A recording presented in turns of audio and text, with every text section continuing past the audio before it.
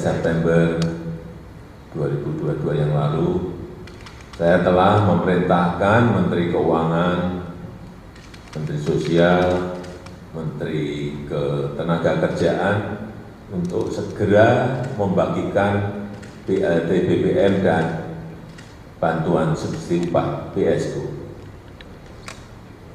Dan pembagian telah dimulai secara masif di kantor pos untuk BLT BBM sejak akhir Agustus yang lalu. Dalam beberapa kunjungan kerja saya ke daerah, pembagian BLT BBM ini selalu saya tinjau langsung pelaksanaannya. Yang pertama kemarin di Kabupaten Jayapura, kemudian di lagi Kabupaten Kepulauan Tanimbar, dan juga di Kota Bandar Lampung. Dan kemarin juga saya lihat juga di Provinsi Maluku, di Kabupaten Maluku Tenggara, di Kota Tua, di Kepulauan Aru, dan juga di Kabupaten Maluku Barat Daya. Saya melihat pembagian juga berjalan dengan baik, dan saya ingin pembagian dilakukan secara mudah, secara cepat, dan tepat sasaran. Di sini ada Bu Menteri Sosial, ada Bu Menteri Ketenagakerjaan, agar masyarakat mendapatkan kejelasan tentang pembagian BLT dan BLT BBM dan bantuan subsidi upah BSU. Saya minta ada penjelasan dari Bu Mensos dan kemudian nanti Bu Menagak. Saya silakan. Terima kasih Bapak. Jadi hingga pukul 9 tadi PT POS sudah menyalurkan BLT BBM di 482 kabupaten kota dengan jumlah 12.701.985 KPM. Diharapkan minggu ini PT POS sudah melakukan pembayaran BLT BBM minimal 90% dari target KPM, yaitu sebesar 18.585.000 KPM. Nah, kita sudah menyerahkan semuanya seluruh data ke PT POS 100%. Memang ada beberapa daerah yang misalkan seperti saya sebutkan sebelumnya, di pegunungan di daerah Papua Barat itu kami akan melakukan sekaligus, karena kemarin untuk supaya mereka tetap bisa menerima, kami tidak padankan dengan NIK, kami hanya nama saja, tapi kita akan bekerja sama dengan Dukcapil untuk penyaluran sekaligus perekaman di Papua dan Papua Barat, terutama di daerah yang pegunungan. Itu kita akan serahkan karena aksesnya itu sulit, jadi PT POS dengan kita akan menyiapkan pesawat khusus untuk kita ke sana dengan Dukcapil sekaligus perekaman. Itu yang kita lakukan. Harapan kita di bulan ini kita tuntas 100%. Kita sehari rata-rata bisa transaksi sekitar 2.900.000 sekian setiap hari transaksinya.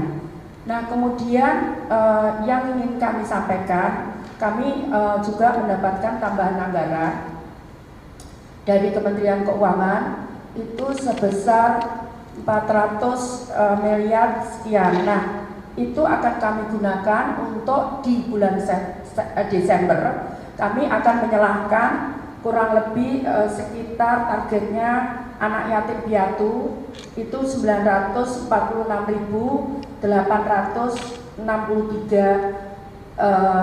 anak, per anak 200.000 per bulan. Nah, kemudian ini yang baru yang kami usulkan adalah lansia tunggal di atas usia 80 tahun yang mereka tidak ada yang rawat sendiri. Jumlahnya ada 334.011 jiwa.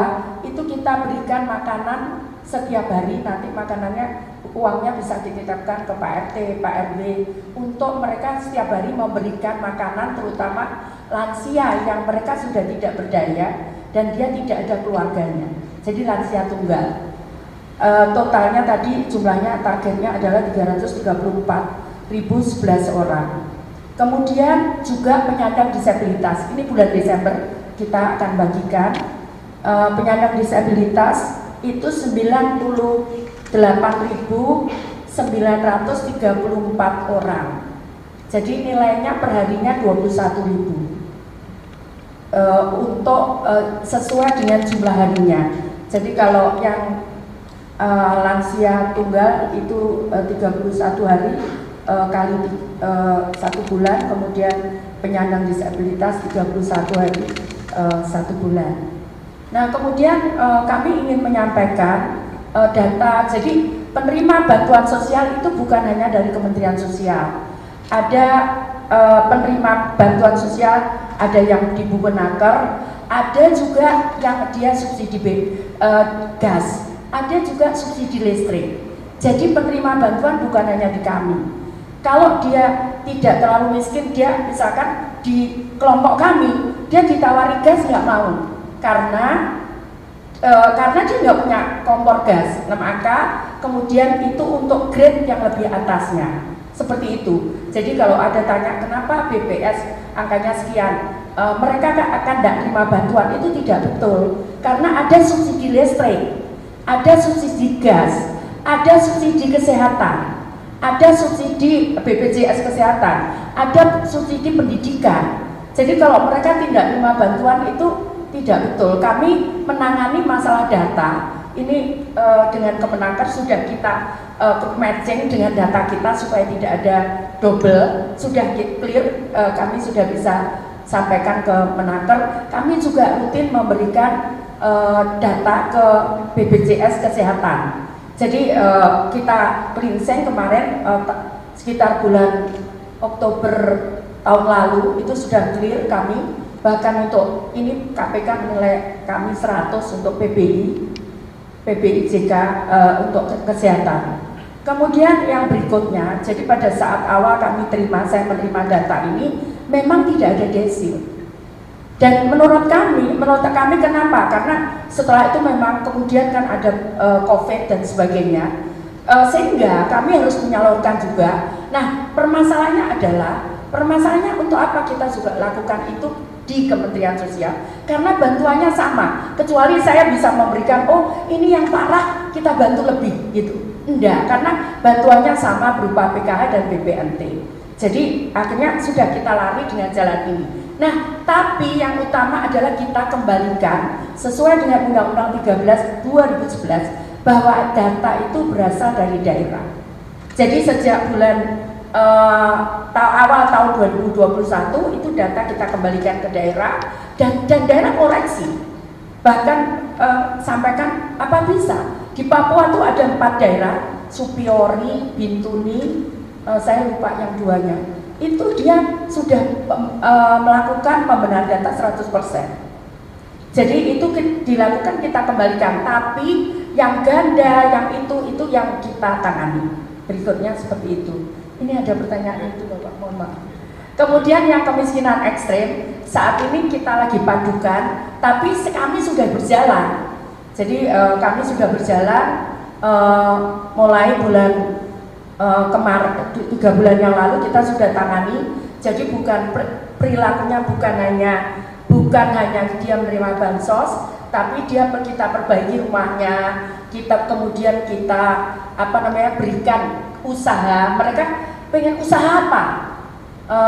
Misalkan itu tergantung mereka. Bahkan sekarang ada yang sudah pendapatannya 6 juta. Mereka siap. Nanti tahun depan mereka tidak terima bantuan sosial. Itu dari miskin ekstrem.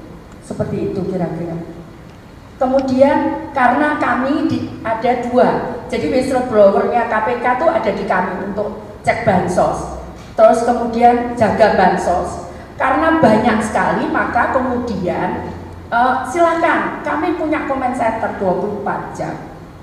Jadi di situ bisa telepon, bisa langsung ditangani karena banyak sekali, dari Menpan 1, dari KPK 2, dari kami 1. Jadi ada 4 pengaduan ini, belum usul sangga dan sebagainya.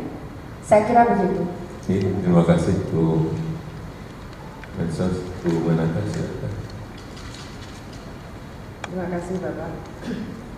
Sebagaimana arahan Bapak untuk mempertahankan daya beli pekerja atau buruh dalam memenuhi kebutuhan hidupnya sebagai akibat kenaikan harga, maka ada bantuan subsidi upah yang diberikan kepada pekerja atau buruh mereka yang memenuhi ketentuan sebagaimana Peraturan Menteri Ketenagakerjaan Nomor 10 Tahun 2022. Data awal pekerja dengan upah 3,5 itu ada 16 juta. Kemudian setelah kami lakukan pemadanan, estimasinya sekitar 14.639.675 pekerja. Pekerja mendapatkan subsidi upah sebesar 600.000 yang dibayar sekaligus.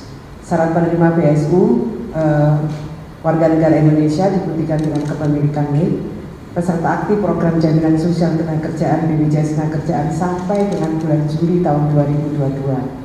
Kemudian mempunyai gaji atau upah paling banyak 3,5 juta.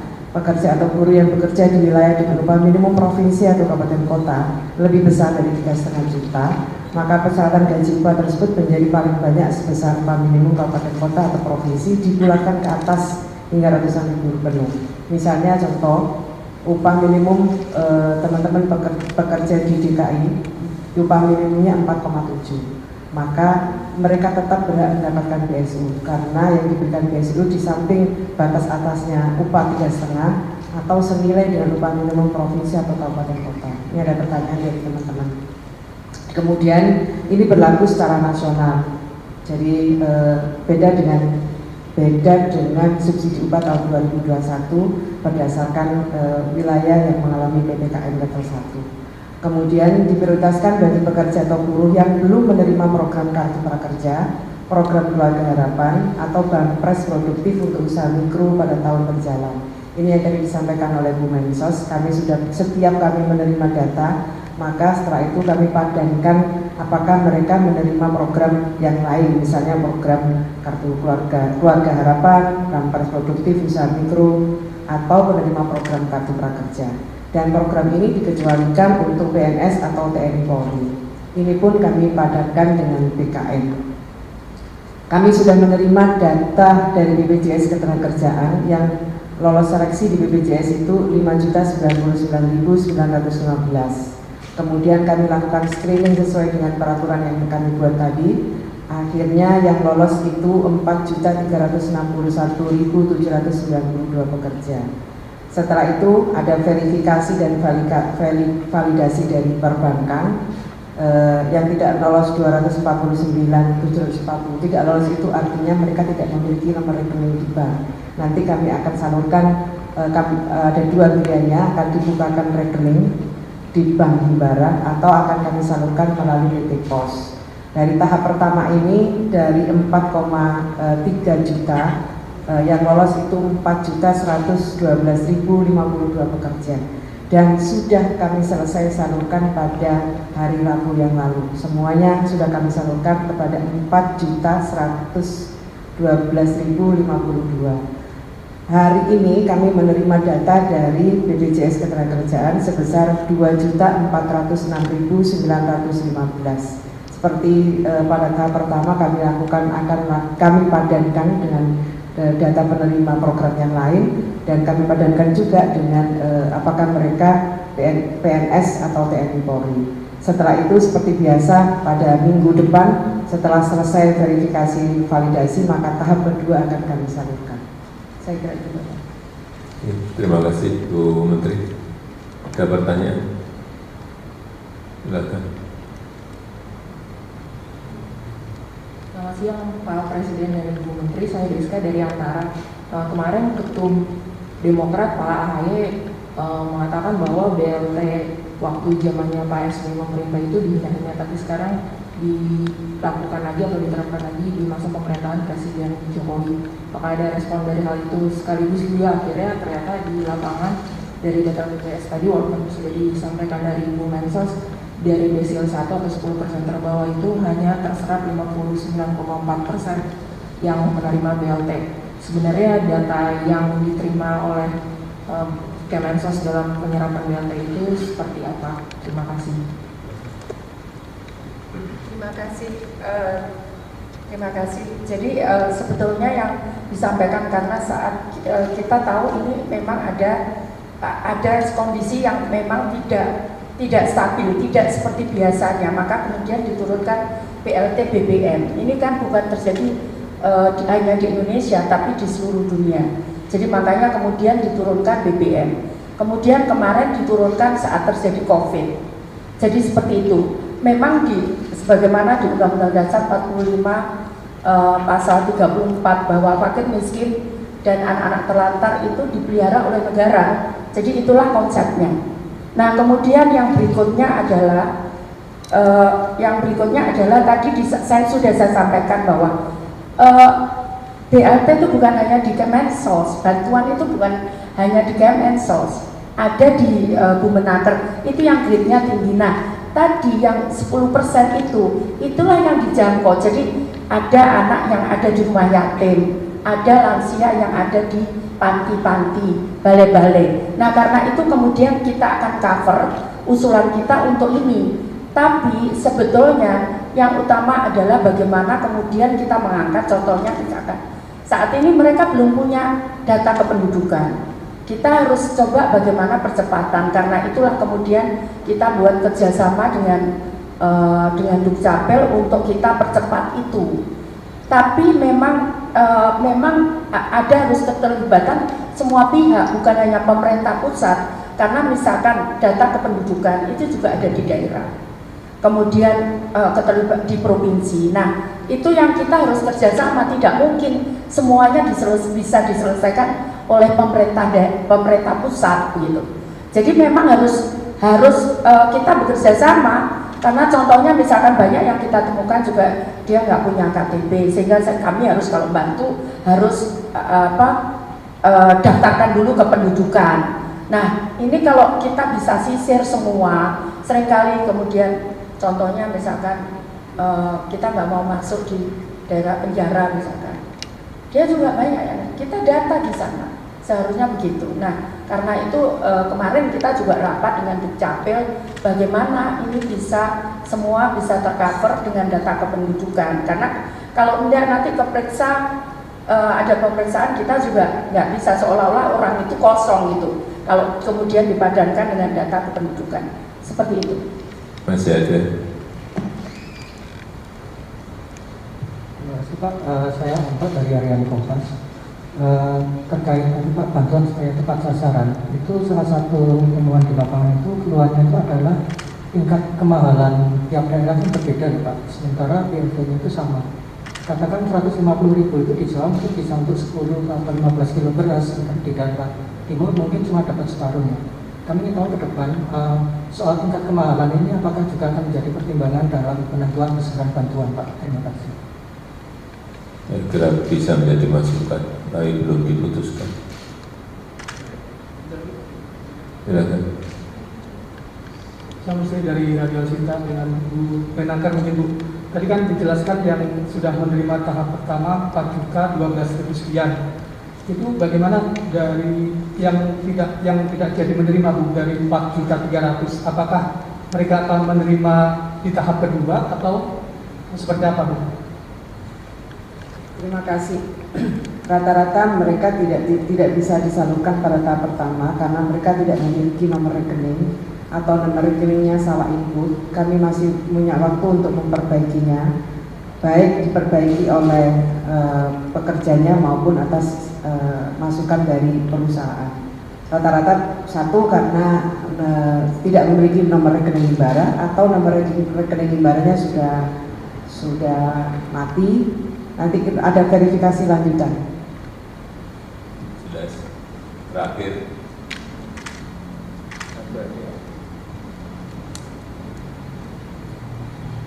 Selamat pagi Pak Presiden. Dia dari Kompas.com. Pak, izin bertanya mengulangi pertanyaan yang tadi terkait dengan BLT yang kemarin disindir oleh Demokrat yang katanya dulu hina-hina sekarang dipergunakan lagi di masa Pak Presiden itu untuk mengatasi kenaikan harga BBM. Izin mohon tanggapannya. Yang kedua mungkin soal isu lain Pak terkait dengan Bapak yang disebut berpeluang untuk maju lagi sebagai cawapres di Pilpres 2024. Kalau misalnya berkenan mohon maaf dijawab. Makasih Pak Jokowi. Sejak awal saya sampaikan bahwa ini yang menyampaikan bukan saya loh ya. Urusan 3 periode sudah saya jawab. Begitu itu sudah dijawab, muncul lagi yang namanya perpanjangan. Juga sudah saya jawab. Ini muncul lagi jadi wapres. Itu dari siapa? Kalau dari saya, kan saya terangkan. Kalau enggak dari saya tidak mau terangkan. Ya, itu aja. Terima kasih. Dan terima kasih. Terima kasih Pak. Terima kasih Pak.